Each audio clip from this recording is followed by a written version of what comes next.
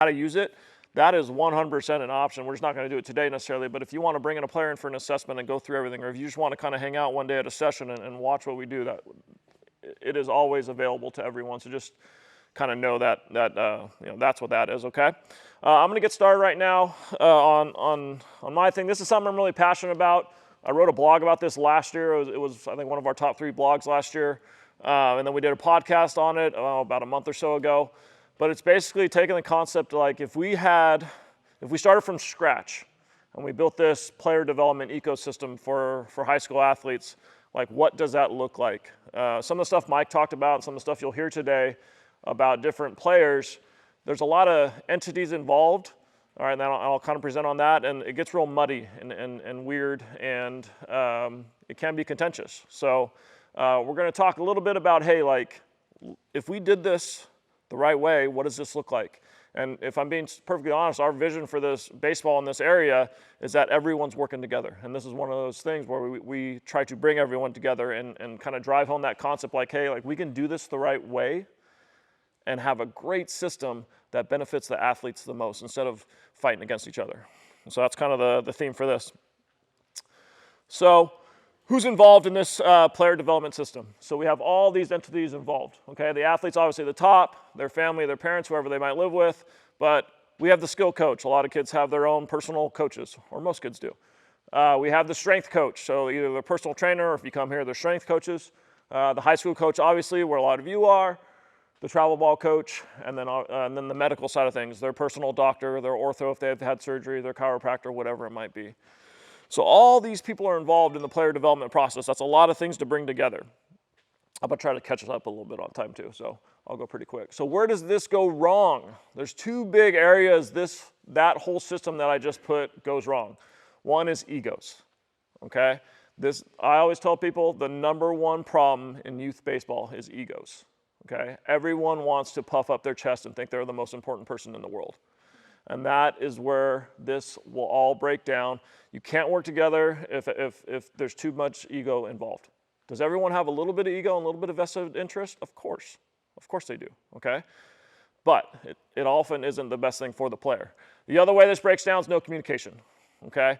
We communicate a lot here, all right? We send a lot of emails, we put a lot of stuff on social media. That's us reaching out, okay? As players are going through the recruiting process, the development process, or all these different things, if there's open lines of communication, that's when things are the best, okay? A lot of the high school coaches in here, there's very open lines of communication. I talk to you all the time, okay? And it works. We're in it together for the players. All right, so if we're gonna do this right for the players, we need to lose the ego, like I just said. It is a massive hindrance to development, for high-level players especially, okay? We have a mantra in here. Dan and I have been praised about our business model and how we've built this thing so quickly. All right, do you guys know what the business model here is here at KPI? Do what's best for the athlete. That is our business model. That's how we built this, okay? So that is what we always do. We talk about it all the time. When we're in meetings and we start arguing this and that, it's like, all right, is it best for the athlete? Okay, we're going to do that then. Like that is how we do things. It also helps create a singular collective vision. It really clears things up when that is the vision. When it's not about this, not about that, it's like, no, what's best for this kid in this moment? A big thing that we are super high on, and I say it all the time, lose the possessive aspect of this, okay? Your player does not belong to you unless he's your son, okay? But they are not your possessions, okay? That's a big, big one, and understanding that and having that in the forefront is going to really make this a heck of a lot easier, and it will be better for the athlete if you don't view them as your possession, all right? You serve them. That should be your mindset. Understanding your role in the development process, that little map I just gave, okay?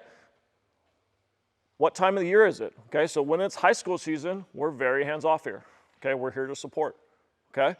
Right now in the winter, our job's to train them and physically prepare them for their high school season. All right, that's our role right now, okay? That's not our job in the high school season, okay? We defer to you guys for the most part. Giving up that control, okay, it is painful, okay? There's probably a lot of times where you guys as youth coaches or high school coaches see something they're doing in the off season, I might be like, I don't like that, but you know what, it's their time, okay? Same vice versa with a travel coach or a training facility like us. We might see something happen during the high school season. It's like, I don't love that, but it's not our time of the year. It's not our role to be that person right now to kind of dictate what happens. All right, so again, I talked about the egos. If we lose our egos and understand like, hey, like there are all of these entities involved, okay? Let's all work together for player success, okay? This decreases the stress in the athlete and the family dramatically, okay? I can't even tell you how many times we sit down with a family or a kid and they're stressed out because everyone's fighting over the kid. So it just brings up everyone's anxiety, everyone's pissed off, everyone wants to go after each other because everyone thinks they know what's best. So lose the egos, because it's going to be way easier for the family and the kid to navigate the situation if they're not all stressed out because everyone's fighting over them, okay? And it also just gives the right perspective. Again, hey, what's the roles? What time of the year is it? What season is it? Who's involved? All these things, okay? With a lot of these high-level players, okay, you have all these people involved plus their advisor now. We have kids in here that are getting agents now. We have to deal with them, okay? So we just got to kind of lose all these silos and all these thoughts and all these egos and just do what's best for the athlete at all times. All right, again, like I said before, the other big thing here is communication is king, right? It's everything if we communicate about things. You know, there's a lot of instances during different parts of the year where I'll talk to you guys about different things, okay? Hey, what's going on, all right? There's been a time where high school coaches have come to me during their high school season like, hey, this kid's struggling. He was doing pretty good with you. Let's talk about this. Let's figure this out and get him going the right direction again.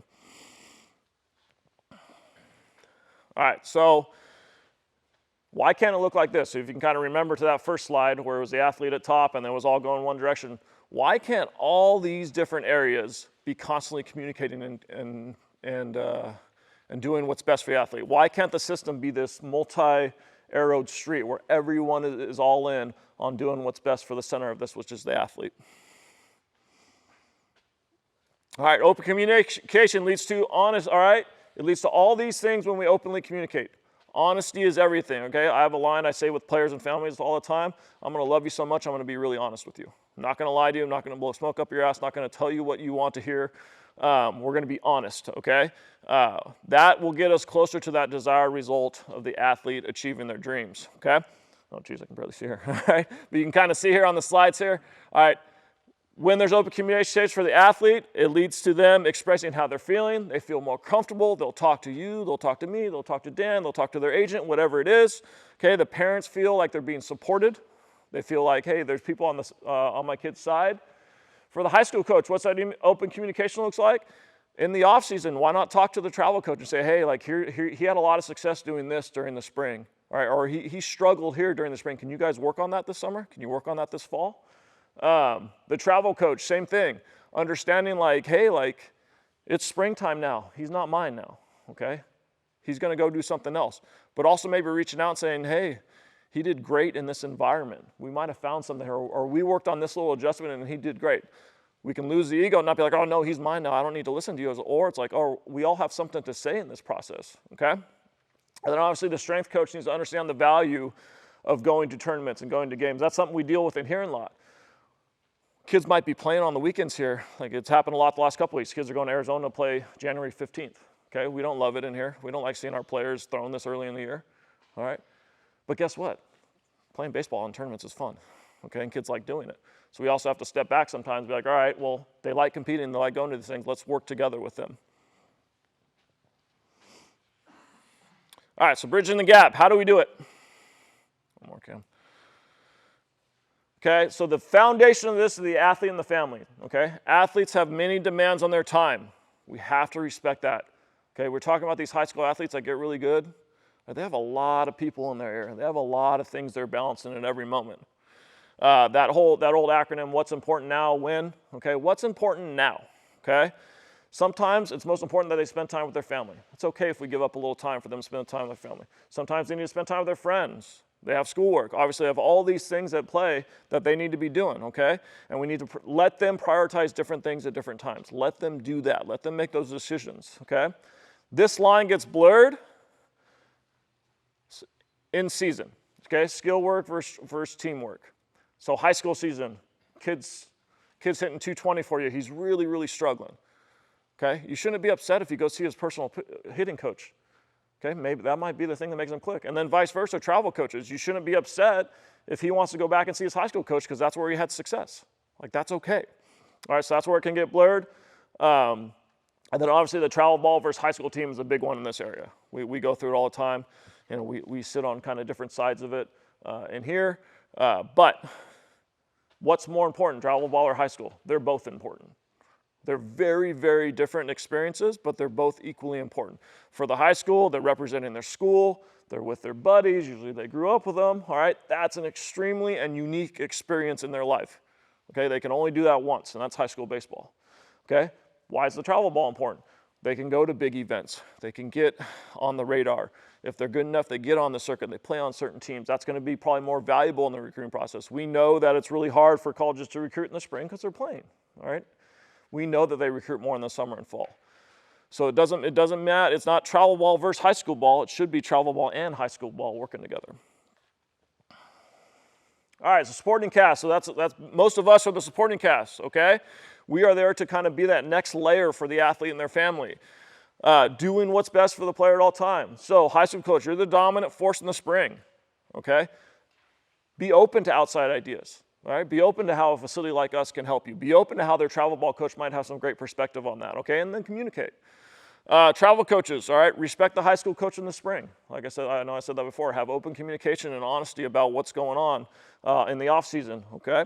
And that personal coach or that trainer, understand the value of field time and on-field performance, okay? Communicate, all right? What we're Justin and Cam have been working on it. What we'll do with every high school athlete that trains here, we're going to send their high school coach a report on what they've been working on, how many pitches they've been throwing, how ready they are, any injuries that have popped up over the fall or the winter, okay? That's us reaching out and saying, hey, like, let's work together on this and let's have open lines of communication. All right, and then the last thing is the future, the athlete's potential, okay? This is the #1 priority, getting them to their future, okay, letting them realize their potential. A lot of the athletes, their ceiling is going to be high school baseball. We know the numbers. Most of them won't go on and play in college. That's okay. Let's work together to get them there. Some of them are college or pro ball, okay? But we can't be the reason it gets screwed up. Okay, so all these people that are involved in this process, especially these high-level guys that can go to college or pro ball, we can't be the reason. Right? Our ego or lack of communication can't be the reason that they don't make it. But if one part of that ecosystem breaks down, it can be very challenging, and we go through it all the time. Okay, there's someone with a huge ego involved, and it's really tough to overcome, okay? With the high degree of failure for a lot of these guys, there's no margin for error. So if we want our travel ball guys or our high school guys to go on and play college baseball, there's a very, very, very little margin for error. Okay, we know the numbers. 10 to 11% of high school baseball players play in college. 2.1% go to Division I. Okay, think about that. I want my guy to be a Division I player. 2.1% of high school baseball players will play Division I baseball. Something I didn't put on there, and a lot of people don't realize, 70% freshman Division I players, 70% do not play all 4 years at that college. So it's 2% to get there, 70% don't even stay the whole time. That's how difficult this is, okay? 6% go on to play pro ball from college. Only 3% of those drafted make it to the big leagues, okay? So I'm kind of painting the picture of this extremely hard funnel, okay? Average MLB service time is 42 days because I think at 44 days the first year of the pension kicks in and all those rights go on. So they're very good at cutting guys right before that stuff happens. All right, so the whole theme of this is like, we need to drop everything and drop all these walls and all these different entities that are involved to make sure that the players beat these numbers.